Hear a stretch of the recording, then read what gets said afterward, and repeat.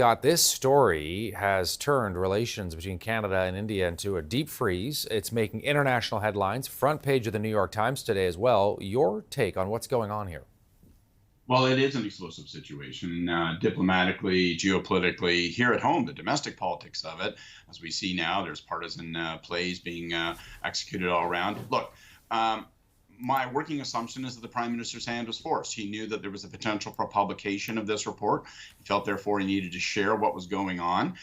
But he is somewhat handcuffed in what he can share publicly with respect to what the government has learned that allows them to conclude and to state publicly so baldly that they believe that the government of India sanctioned and was involved in this. And what we're talking about is killing a Canadian citizen on Canadian soil by a trading partner, an ally.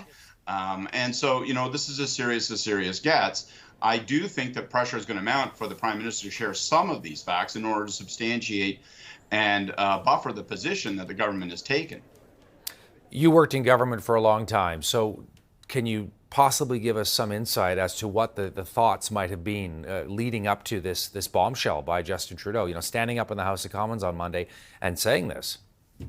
You know, Todd, I've thought about little else the last couple of days. I really genuinely have. If I had been the communications director of the Prime Minister in this circumstance, what might I have recommended? You know that the Globe and Mail, through sources in the intelligence apparatus of our own government, has got this story and is going to present it publicly.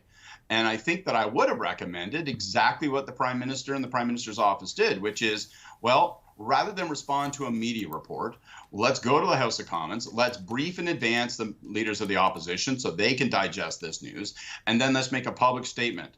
The challenge, of course, is that this is such an extraordinary circumstance. It's such an explosive allegation, and India, of course, is denying it, that I think you really do have to look at what guardrails can be established, what parameters might be put around this information so that the Prime Minister can, at least in some measure, substantiate these claims because they're so extraordinary. And what you don't want is to foster more of this kind of partisan games playing. You don't want to foster suspicion, conspiracy theory, all sorts of weeds will grow in this information garden unless you tend it. It's not easy. This is very difficult. There are security and there are Five Eyes intelligence issues alive, as we heard from the Australian government representatives there. But I think that the Prime Minister eventually, now that this information is public, will be forced to somewhat defend the conclusions we have reached. The Indian government outrage, Scott. Many analysts say the country run by Narendra Modi, a leader who they would call a nationalist and a populist. Are you surprised by the way the Indian government has been handling this over the last 2 days or so?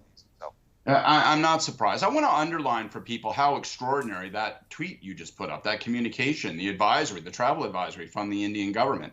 I mean, saying that Indians here, Indian nationals in Canada, could be subjected to hate crimes and harassment. I mean, that's one hell of a thing to say about an ally.